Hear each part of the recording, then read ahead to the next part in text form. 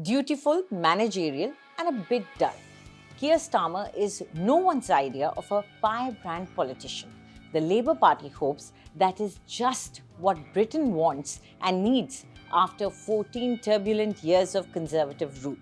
Starmer, the centre-left party's 61-year-old leader, has spent 4 years as opposition leader, dragging his Social Democratic Party from the left towards the political middle ground. His message to voters is that a Labour government will bring change of the reassuring rather than scary kind. He said, a vote for Labour is a vote for stability, economic and political.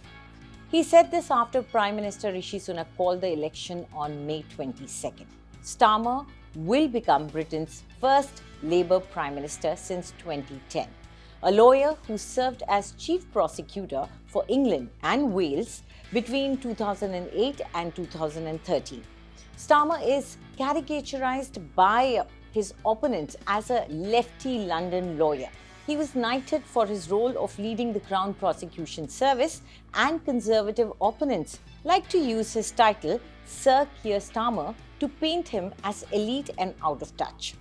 Starmer prefers to stress his everyman credentials and humble roots, in implicit contrast to Sunak, who is a former Goldman Sachs banker married to the daughter of a billionaire. He loves soccer and still plays the sport on weekends and enjoys nothing more than watching Premier League team Arsenal over a beer in his local pub. He and his wife Victoria, who works in occupational health, have 2 teenage children they strive to keep out of the public eye. Born in 1963, Starmer is the son of a toolmaker and a nurse who named him after Keir Hardie, the Labour Party's first leader. One of the 4 children, he was raised in a cash-strapped household in a small town outside London. He says there were hard times. And he said this in a speech launching his campaign.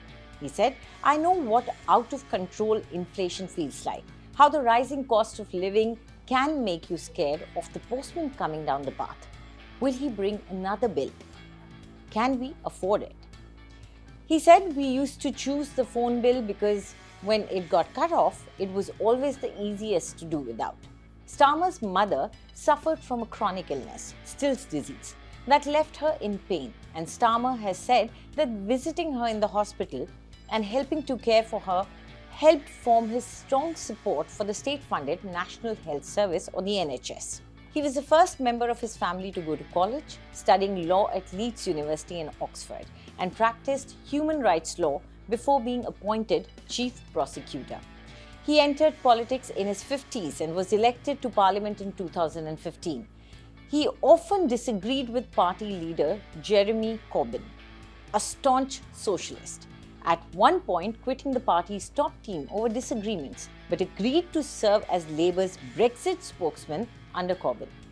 Starmer has faced repeated questions about that decision and about urging voters to support Corbyn during the 2019 election.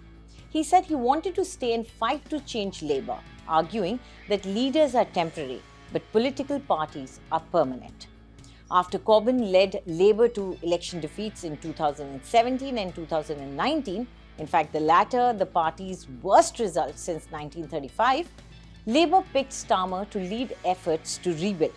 His leadership has coincided with a turbulent period that saw Britain go through the COVID-19 pandemic, leave the EU, absorb the economic shock of Russia's invasion of Ukraine, and endure economic turmoil from Liz Truss's turbulent 49-day term as Prime Minister in 2022.